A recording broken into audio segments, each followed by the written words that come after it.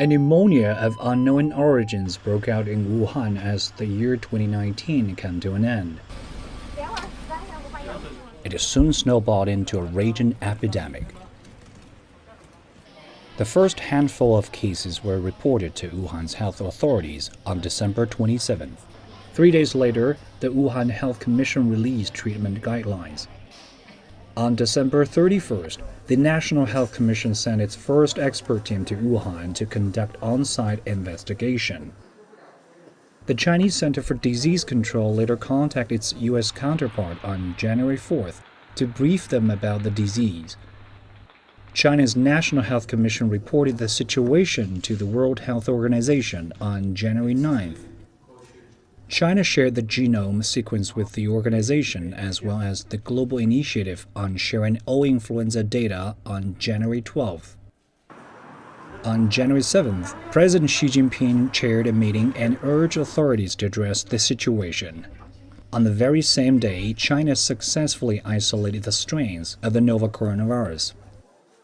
On January 16th, diagnostic reagents for testing the virus were developed, and Wuhan started to test suspected cases.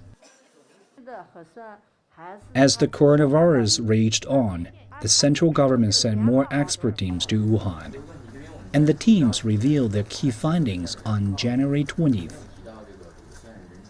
它是肯定的有人传人，没有特殊的情况呢，是不要去武汉。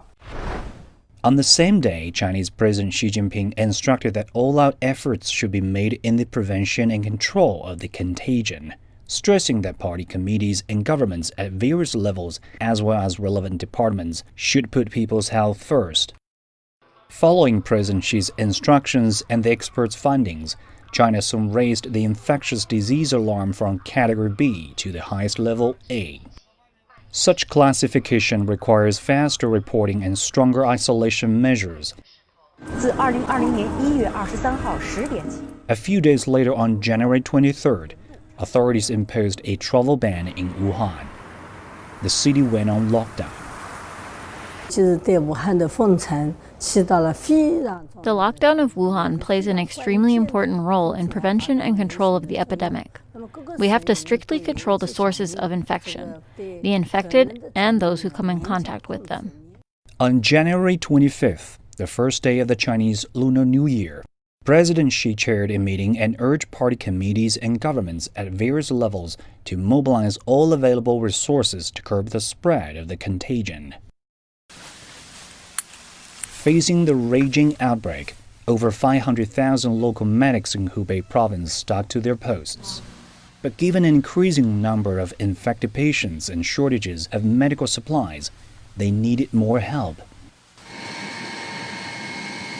In response, the People's Liberation Army organized 3 medical teams which arrived in Wuhan on January 24th. They were the first groups of medical assistants from outside Hubei to come to help. We managed to set up the team and conduct the necessary trainings within just a few hours.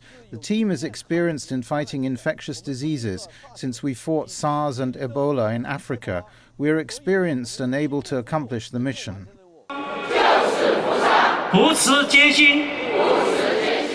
And there were more.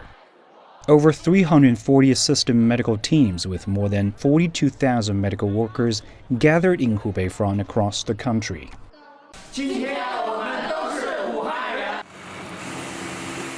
All the while, various departments and ministries coordinated and worked together to contain the outbreak.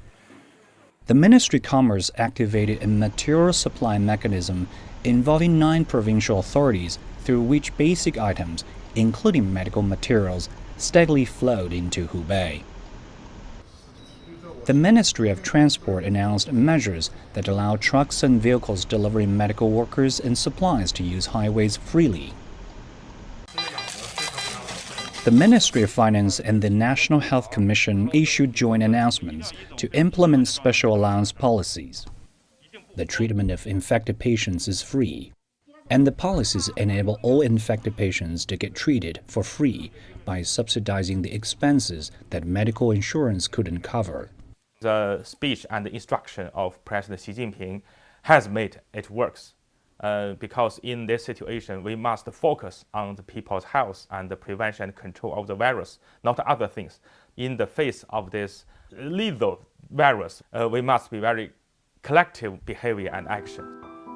Cities were on lockdown, businesses suspended, public events cancelled, and people were under home quarantine. China came to a stop, but the force of the whole nation was mobilized to fight the invisible enemy, not only in Hubei, but across the country. That was a feat unmatched anywhere and at any time in China, uniting and mobilizing all Chinese people to battle against the novel coronavirus.